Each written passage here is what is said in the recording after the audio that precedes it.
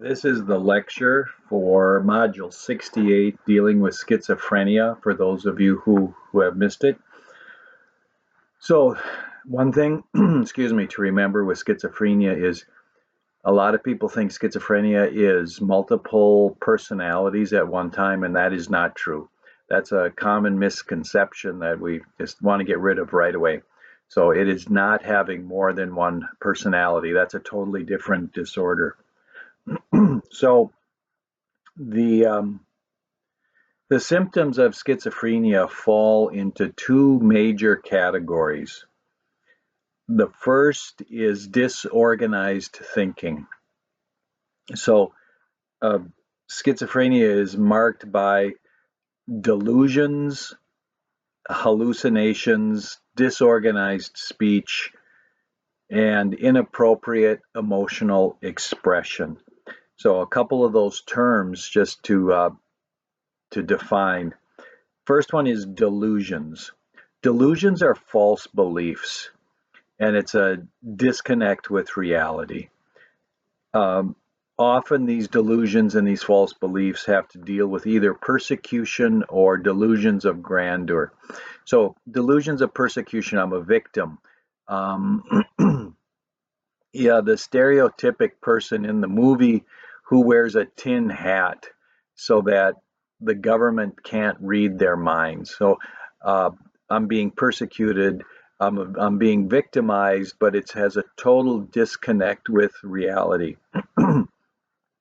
Another delusion can be a delusion of grandeur, where I think of myself as being phenomenal or great.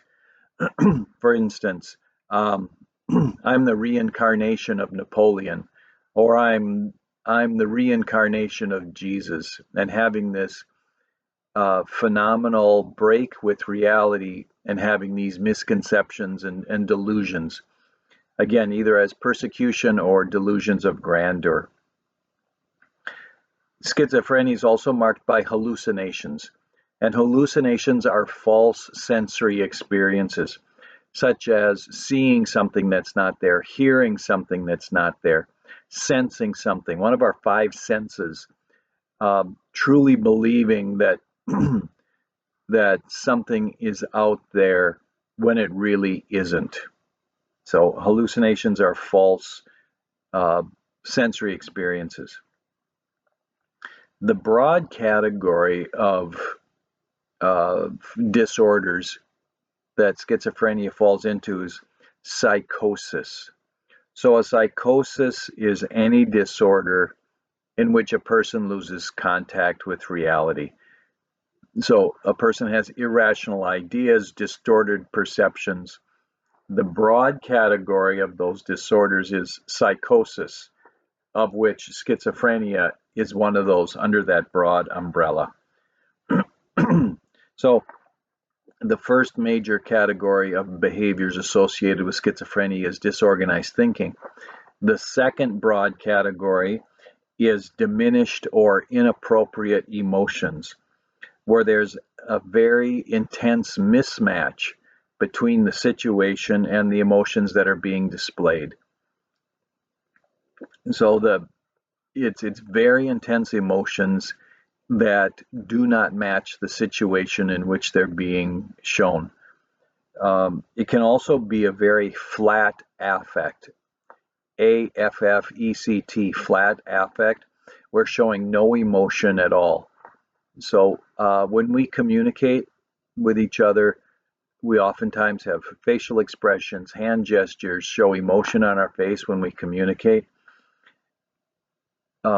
These can be very much diminished for a person with schizophrenia, where they have a flat affect and there's just no emotion at all, regardless of the situation, even when emotion would be appropriate to show. Now, with onset and development of schizophrenia, as we mentioned previously, women are more likely diagnosed with anxiety disorders, like we talked about in a previous lecture. However, there's a flip here. With schizophrenia, men seem to present symptoms at an earlier age than do women. Men's symptoms are more severe, and men's symptoms are shown slightly more often. So this is an instance where men are more likely to be diagnosed with schizophrenia. Now, symptoms may show up very abruptly, very acutely. They'll just, start within a short period of time, or symptoms may be gradual over time. But nonetheless, men show symptoms at an earlier age. Men's symptoms are more severe, and men's symptoms are observed slightly more often, more frequently. So how do we understand schizophrenia? Excuse me. There are brain abnormalities that are associated with schizophrenia. The first one deals with neurotransmitters. Now remember, neurotransmitters are those electrolytes that are dumped into the synapse of neurons so that the signal can transfer from the terminal button of one neuron to the dendrite of the next. Remember that the synapse and the neurotransmitters we talked about earlier in the class. So one neurotransmitter associated with schizophrenia is dopamine. There's a dopamine overactivity within the brain. So there's too much being pumped out, and having this excess dopamine intensifies the brain signals which are generated. So we see a brain that's very, very overactive due to the overabundance of dopamine. So that's one brain abnormality that's seen within people with schizophrenia. The other deals with abnormal brain activity and brain anatomy. We'll go back to the frontal lobe. Remember, we've talked about frontal lobe so much in this course, dealing with planning, organization, prioritization, reasoning, integrating, working memory, long-term memory, all those important executive functions that happen within the frontal lobe. Some people with schizophrenia show a lower frontal lobe activity. So there's less activity, less work being done in that frontal lobe. So we see poor reasoning, poor planning, poor problem solving. All those executive functions suffer because there's less activity within that frontal lobe. We also see that some people with schizophrenia have a smaller cortex. Now, the cortex is that visible part of the brain. If we were to open your skull, the cortex is that outer layer that we would see. So there's a smaller cortex, so there's less brain activity in general. There's also a smaller corpus callosum. So remember, the corpus callosum is that thick band of fibers that connects the two hemispheres of the brain. So if there's a smaller corpus callosum, then the communication and integration within the brain suffers. So combining problem solving with the frontal lobe, lower reasoning with the thinner cortex, and a thinner corpus callosum that allows hemispheres to communicate with each other, you can see why that brain activity is lower with all of those structural problems that are going on. So there is an inverse relationship. Now remember, correlation, inverse relationship. So on our x-axis, if we were to draw out that graph on the bottom, we would have brain size. And on the y-axis, it would be intensity of symptoms. And this is an inverse relationship, a negative relationship. So if you were to draw out this correlation, you'd have your graph. On the bottom would be brain size, and on the left-hand side would be intensity of symptoms. It's a negative correlation. So the line would, from left to right, would go down. So as the smaller the brain size, the more intense the symptoms that we see. So there's an inverse relationship between actual brain size and the intensity of symptoms when it comes to schizophrenia. So understanding schizophrenia, the first concept there is brain abnormalities. And then we've got two more factors that help us understand this. Next is genetic factors.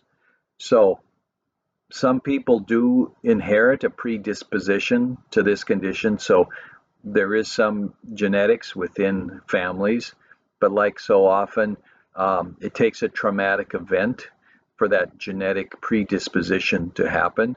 So there are some genetic connections as well.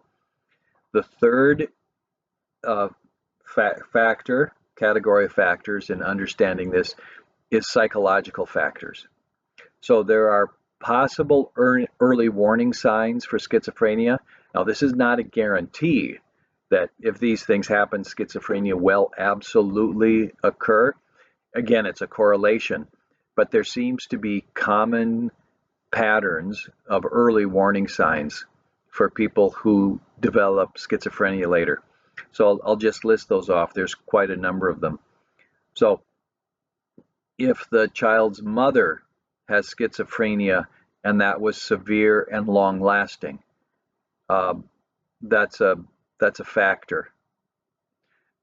Oxygen deprivation at birth is another one. Low birth weight, showing short attention span when young, showing poor muscle coordination, disruptive behavior, withdrawn behavior, showing unpredictable emotions at an early age, showing poor peer relations and solo play, playing by yourself often as a youngster. So all of these are possible early warning signs, kind of taken together. They point to problems. But again, there's no guarantee that it'll happen just because we see those. So in summary for this module, just be aware of the symptoms of schizophrenia, the delusions, the hallucinations, the disorganized speech, the inappropriate emotions. Recall the definition of what a general psychosis is. Remember the gender differences, and then remember the brain abnormalities that are associated with it.